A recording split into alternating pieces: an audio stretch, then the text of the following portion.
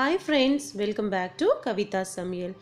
இன்னைக்கு நம்ம ரொம்ப டேஸ்டியான கலர்ஃபுல்லான இடியாப்பம் ரெசிபி பார்க்க போறோம். எந்த ஒரு ஆர்ட்டிஃபிஷியல் கலரும் நம்ம இதில் ஆட் பண்ணலங்க. நம்ம நேச்சுரலான வெஜிடபிள் கலர்ஸ் வச்சு தான் நம்ம இதெல்லாம் செஞ்சுருக்கோம். உங்கள் குழந்தைகளுக்கு இது செஞ்சு கொடுங்க. செஞ்சு கொடுத்துட்டு ட்ரை பண்ணி பார்த்துட்டு இந்த ரெசிபி எப்படி வந்துச்சுன்னு எனக்கு நீங்கள் கமெண்ட் பண்ணுங்கள். இந்த ரெசிபிக்கு சுண்டல் குழம்பு, வெறும் கரும்பு சக்கரை, தேங்காய் துருவல், அப்புறம் முட்டை குருமா அதெல்லாம் செம்ம காம்பினேஷனாக இருக்கும். கண்டிப்பாக ட்ரை பண்ணி பாருங்கள். அதுக்கு முன்னாடி நீங்கள் இன்னும் நம்ம சேனலை சப்ஸ்கிரைப் பண்ணலைன்னா சப்ஸ்கிரைப் பண்ணிக்கோங்க. பக்கத்தில் இருக்க நோட்டிஃபிகேஷன் பெல்ல ஆளுங்கிற ஆப்ஷன் இருக்கும், அதையும் ப்ரெஸ் பண்ணிக்கோங்க. ஒரு 4 கப்பு அரிசி மாவு எடுத்திருக்கேன்.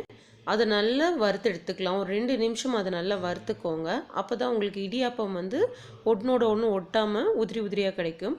ஒரு 4-5 கப்பு தண்ணியை நல்லா காய்ச்சி எடுத்து வச்சுக்கோங்க. இந்த சூடான தண்ணி தான் நம்ம ரெசிபி பண்ணுறதுக்கு பயன்படுத்த போகிறோம். ஒரு கப் ராகி மாவையும் நல்லா வறுத்து எடுத்து வச்சுக்கலாம். வறுத்த ராகி மாவை கூட கொஞ்சம் உப்பு சேர்த்திக்கோங்க. அந்த சூடான தண்ணியும் கலந்து நல்லா பிசைஞ்சு எடுத்து வச்சுக்கோங்க. கடைசியில் கொஞ்சம் எண்ணெய் தடவி அதை அப்படியே பெரட்டி வச்சுக்கோங்க. கொஞ்சம் நேரம் அது அப்படியே இருக்கட்டும். இப்போது ஒரு கப்பு கோதுமை மாவு எடுத்திருக்கேன். இதையும் ஒரு 2 நிமிஷம் நல்லா வறுத்துக்கோங்க. நீங்கள் வறுக்கலைன்னா அது வலுவலுன்னு இருக்கும்.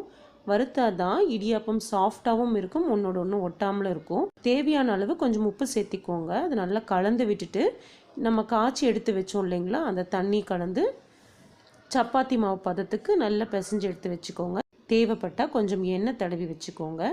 ஒரு கப்பு நம்ம வறுத்து வச்சோம் இல்லைங்களா, அந்த அரிசி மாவு எடுத்திருக்கேன். தேவையான அளவு உப்பு சேர்த்திக்கோங்க. கொஞ்சம் சுடு தண்ணி சேர்த்திக்கோங்க. இதையும் நல்லா சப்பாத்தி மாவு பதத்துக்கு பிசைஞ்சு எடுத்துக்கோங்க. கொஞ்சம் எண்ணெய் தொட்டு நல்லா உருண்டியாக பிசைஞ்சு எடுத்து வச்சுக்கோங்க. ஒரு கை புதினா, 2 கை கொத்தமல்லி எடுத்திருக்கேன். கொஞ்சம் தண்ணி ஊற்றி இதை நல்ல ஜூஸ் மாதிரி அரைச்சி எடுத்துக்கோங்க. நம்ம சேர்த்துற தண்ணி சுடு தண்ணியாக இருக்கட்டும். ஒரு கப்பு அரிசி மாவு எடுத்தோம் இல்லைங்களா, அது கூட தேவையான அளவு உப்பு சேர்த்திட்டு நம்ம எடுத்து வச்ச அந்த புதினா கொத்தமல்லி தழை ஜூஸை இதில் நம்ம சேர்த்திடலாம். சேர்த்தி நல்ல ஒரு சப்பாத்தி மாவு பதத்தில் பெரட்டி எடுத்து வச்சுக்கோங்க. திக்கான கேரட் ஜூஸ் எடுத்துக்கோங்க. அதை நல்லா சூடு பண்ணிக்கோங்க. ஒரு கப்பு அரிசி மாவு எடுத்துருக்கோம். அது கூட கொஞ்சம் உப்பு சேர்த்தி இந்த திக்கான கேரட் ஜூஸை கலந்து நீங்கள் நல்லா பிசைஞ்சு ஒரு சப்பாத்தி மாவு பதத்துக்கு உருட்டி எடுத்துக்கோங்க. தேவைப்பட்டுச்சுன்னா எண்ணெய் தடவிக்கோங்க. இதில் தண்ணி சேர்த்துனீங்கன்னா உங்களுக்கு கலர் கம்மியாயிடும். நீங்கள் கடைசி வரைக்கும் கேரட் ஜூஸே சேர்த்திக்கோங்க. அப்போ தான் உங்களுக்கு கலர் ரொம்ப நல்லா கிடைக்கும். ஒரு கப் அரிசி மாவு எடுத்திருக்கேன். தேவையான அளவு உப்பு சேர்த்திக்கோங்க. ஒரு அரை டீஸ்பூன் மஞ்சத்தூள் சேர்த்திக்கோங்க. சூடான தண்ணி சேர்த்தி நல்லா கலந்து விட்டுக்கோங்க. இதையும் ஒரு சப்பாத்தி மாவு பதத்துக்கு நல்லா பிசைஞ்சு எடுத்துக்கோங்க. இதுவும் ரெடி ஆயிடுச்சு. நல்ல திக்கான பீட்ரூட் ஜூஸ் எடுத்திருக்கேன். இதையும் நல்லா சூடு பண்ணிக்கோங்க. ஏன்னா நம்ம தண்ணி சேர்த்த போகிறதில்ல, நம்ம இந்த பீட்ரூட் ஜூஸை தான் நம்ம ஆட் பண்ண போகிறோம். ஒரு கப் அரிசி மாவில் தேவையான அளவு உப்பு சேர்த்திக்கோங்க.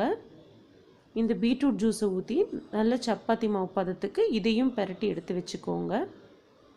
அந்த இடியாப்பம் பிளேட்டில் கொஞ்சம் எண்ணெய் தடவிக்கோங்க. இடியாப்பம் பிழி போகிற அச்சுலையும் எண்ணெய் தடவிக்கோங்க. கொஞ்சம் கூட ஆர்டிஃபிஷியல் கலர்ஸ் எதுவுமே சேர்த்தாமல் நம்ம நேச்சுரலான காய்கறியிலிருந்து கிடைச்ச ஜூஸ்லேயே தான் நம்ம இந்த ரெசிபி ஃபுல்லாக செய்கிறோம். மஞ்சள் இடியாப்பம் செஞ்சுருக்கோம். அதுக்கப்புறம் கேரட் இடியாப்பம் செஞ்சுருக்கோம். இப்போ நம்ம செய்கிறது கேரட் இடியாப்பம். இது பீட்ரூட் இடியாப்பம்.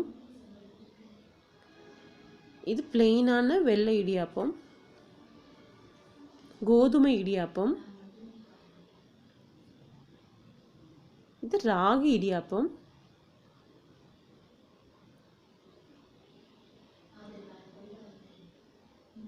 இது மின்ட் இடியாப்பம், புதினா இடியாப்பம். எல்லாத்தையும் ஸ்டீமரில் வச்சு ஒரு 3லிருந்து 4 நிமிஷம் இது வெந்தால் போதுங்க. ரொம்ப சீக்கிரம் வெந்துடும். ஏன்னா நம்ம சுடு தண்ணியில் தான் இதை நம்ம பிசைஞ்சிருக்கோம். டக்குன்னு வெந்துடும். ஒரு 3 நிமிஷம் போதும். பார்த்திங்களா, நல்லா சூப்பராக ரெடி ஆயிடுச்சு. இந்த ரெசிபியை கண்டிப்பாக ட்ரை பண்ணி பாருங்கள். ட்ரை பண்ணி பார்க்குறதோடு இல்லாமல் உங்கள் ஃப்ரெண்ட்ஸ் அண்ட் ஃபேமிலிஸ்க்கு ஷேர் பண்ணுங்கள். கவிதா சமையலுக்கும் சப்ஸ்கிரைப் பண்ணுங்கள். தேங்க்யூ.